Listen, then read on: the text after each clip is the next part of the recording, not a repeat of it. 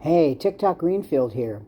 E. Jean Carroll is a columnist and a former talk show host who's accused Donald Trump of raping her. You know that, right? Yeah. And he thinks the evangelicals should support him. Donald Trump is a man who at least 24 women have accused him of sexual assault, and he thinks the evangelicals should support him. Donald Trump is a man who wanted to send all these people down to the Capitol.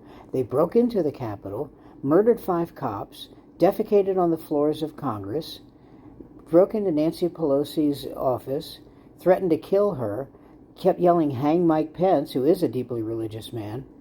And of course, Donald Trump thinks evangelicals should support him. Talked about his daughter. He said, well, if we weren't related, I would date her. Of course, at the time he was in his 60s. She was in her late 20s, early 30s.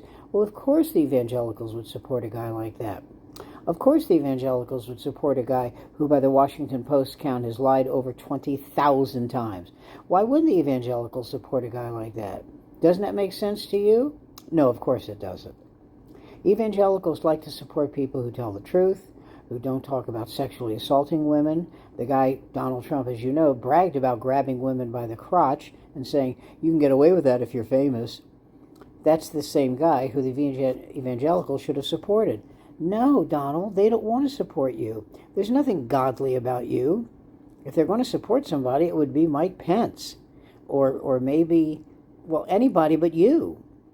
You're not a religious guy. I think the last time you were in church, someone yelled bingo. You're not a good guy, Donald. You're not a holy man. You're not a religious man. You're not a man of faith or a man of Christ. So why would they support you? You couldn't name one passage in the Bible. Please, stop it. Don't do this to these people. Don't put them in a position where they have to support you. Why would they support you? You've been impeached twice.